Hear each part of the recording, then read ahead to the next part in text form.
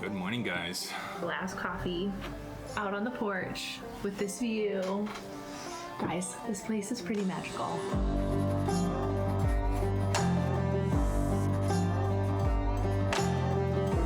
We've been here in Zeytinköy for almost 2 weeks now, and we've really enjoyed our time here. It's been really fun. We've done like quite a few day trips, and just enjoying this local village life here has been great. One of the first days we were here, Sally's mom taught me how to make bazlama.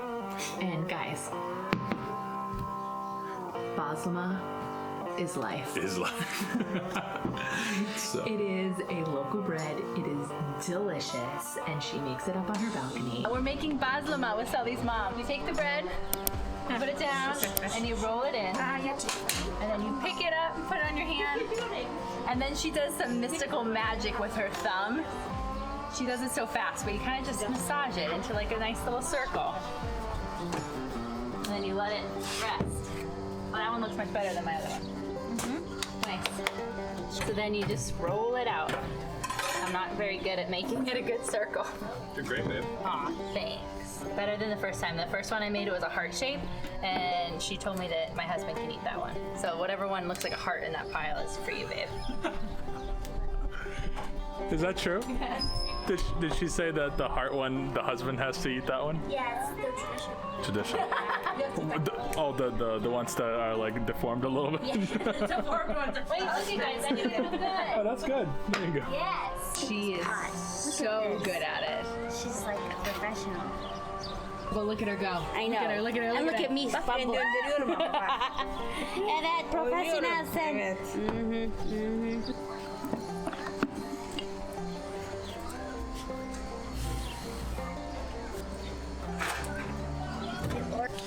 Do it well, you know.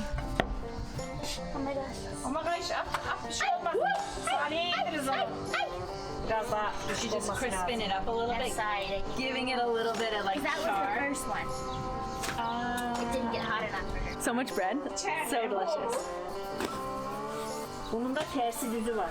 We all like sat around a table on the floor, and guys, they have their own bees, and so they have their own honey, and you have the warm bazlama, and you put butter on it, and the fresh honey, and it's gooey and delicious and wonderful, and you have it with chai. I'm pretty obsessed with bazlama. Being in the village with local farmers has a lot of perks. And one of the biggest ones is having like fresh and local fruits and vegetables. Sully's family owns their own like orchards too, so like we've got to have like plums from their orchards and stuff. But big thing here in Turkey is having watermelon during the summer. Guys, we bought 7 watermelons the other day. They're so good.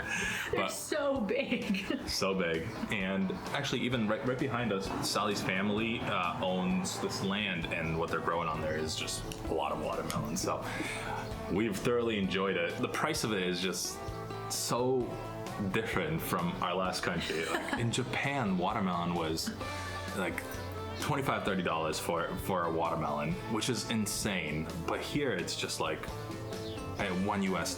It's nice, but it's also like bad too, because the farmers here and the workers here don't get compensated enough for the work that they do. We did our due diligence to make sure none of the watermelon went bad. Oh yeah.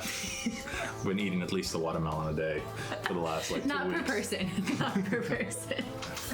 But we got to go to Selçuk, which is the big town outside of this village, and we got to buy some like cherries and sour cherries, and the prices were just unbelievable, I guess, like compared to US and compared to Japan. I'm gonna miss the food here, guys, so much. Yeah, we've been eating so good. Sally's mom got some local fish. Wait, I have to show you this setup.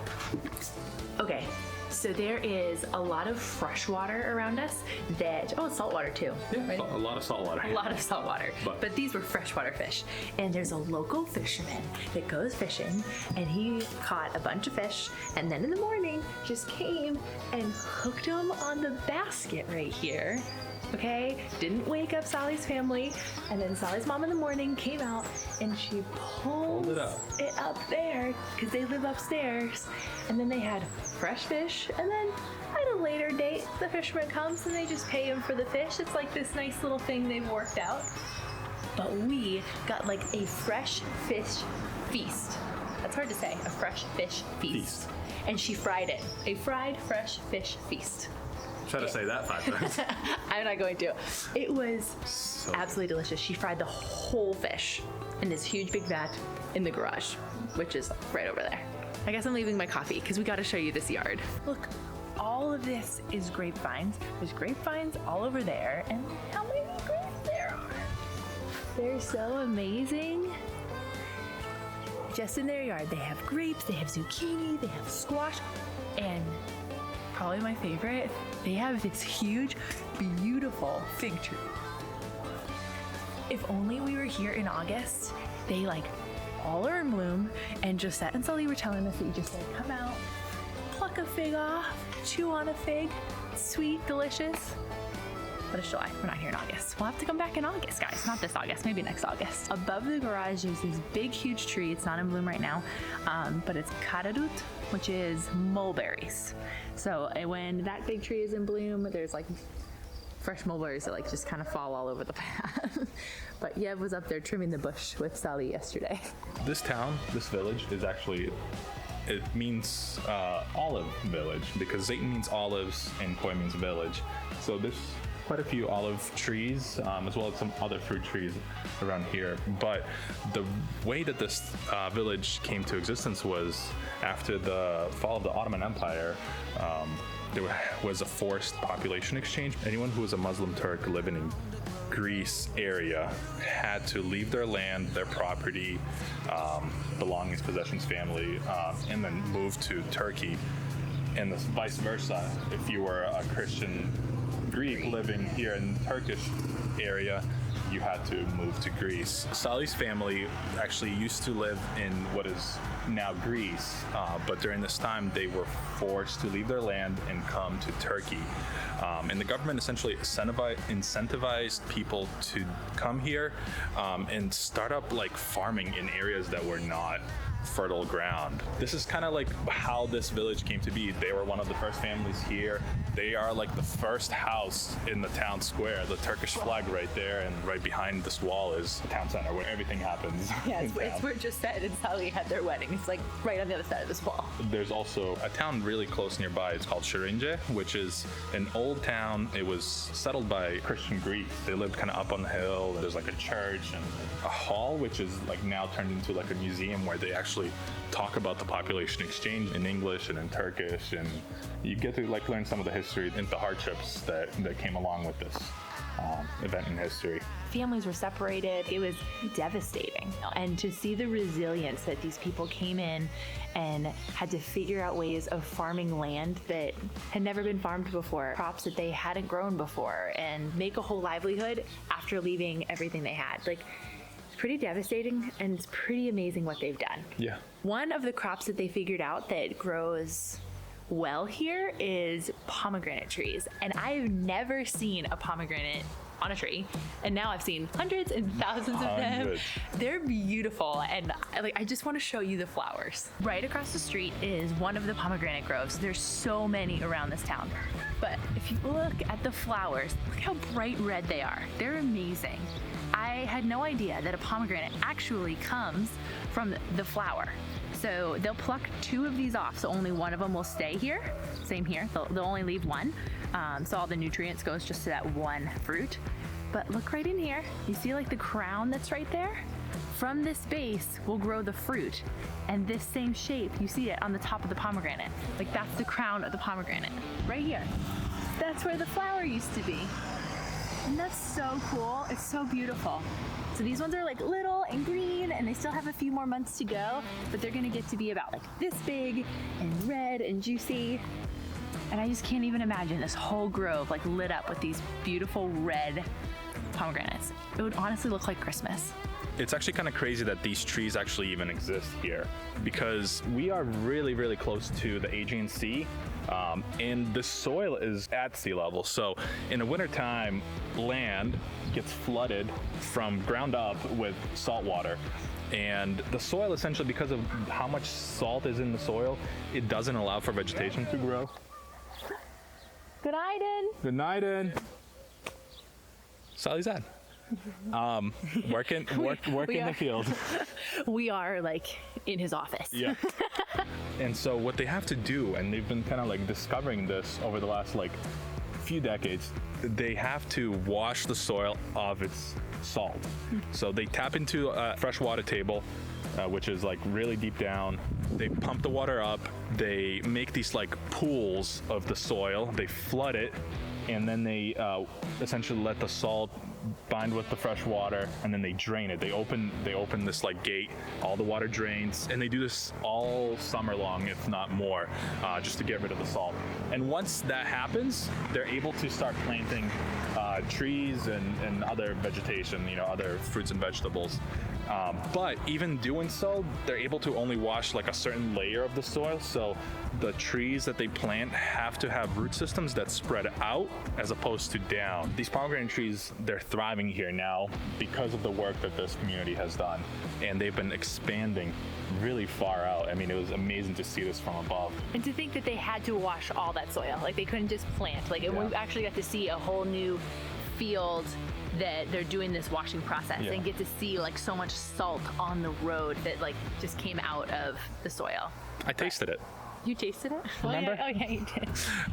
But yeah, they grow pomegranates, they grow olives, they grow plums, they grow peaches, they grow quince. Quince. It's like a cross between an apple and a pear. I haven't tried it yet, but apparently all of those trees have like more shallow roots and they kind of go out wide. Foraging for some breakfast. I don't even know what these things are. I don't know what their names are, but we kind of just wash them and we put them on the table and we eat them with breakfast, and I kind of love them. They're like this yummy green that has this great texture, but they're kind of just like all over the ground here, I think.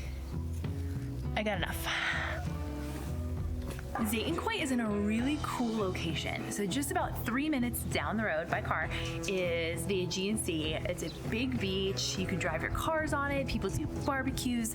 The water is warm and it's like clean and crystal clear. And then you get to see like Greek islands like across the water. It's just a really cool spot, and it's like so perfect because the sun doesn't set until like 8:30, 9 o'clock here. So it's like you can have a whole day and then just go spend the night at the beach, which we've done a few times and we've had so much fun. We've never brought the camera. 4th of July, we went down there, we had sparklers. We've really just been enjoying living that close to the beach.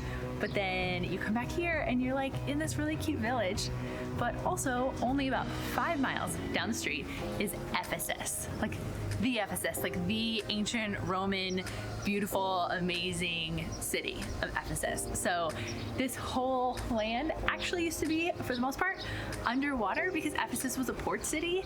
And so we got to go and explore all of Ephesus one of the first days we were here. And it was really amazing.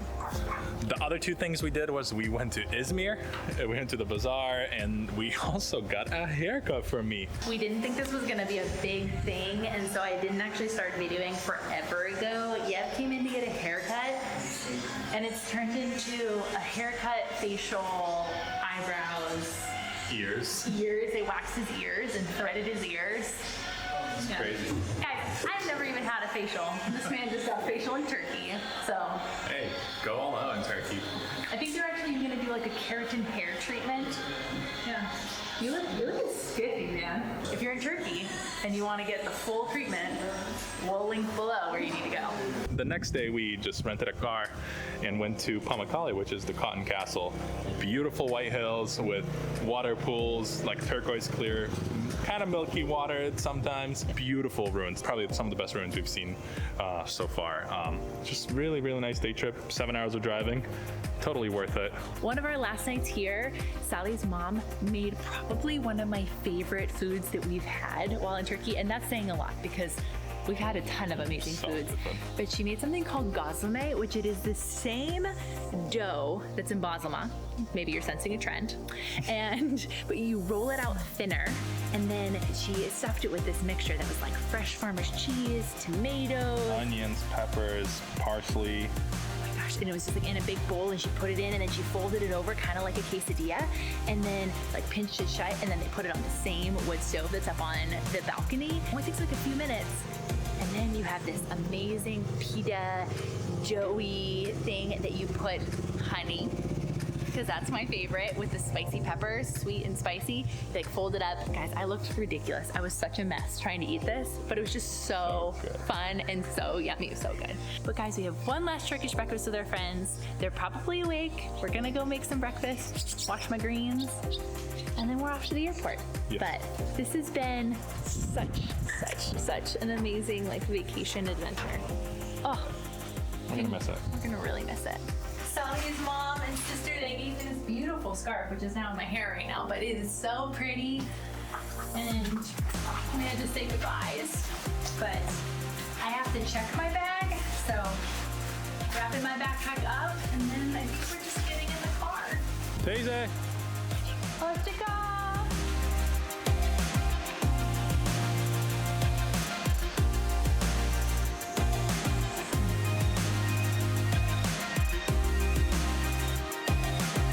Love you guys. We hope you guys enjoyed getting to see what local village life is like. We are about to get on a plane. We're going to Istanbul. We have a crazy jam-packed itinerary because Josette hooked us up with so many different things. Subscribe if you're not already because we want to show you the rest of Turkey that we're going to see and then the next country because we already have flights. The country number 3 of the trip. Yeah. Country number 9 for us. So subscribe to our channel. We love having you guys on this journey and we'll see you next time in Istanbul. Istanbul. Bye. Don't drop the camera. I just dropped the camera. If you're seeing this, it's a good thing. If you're not seeing this, it's a bad thing.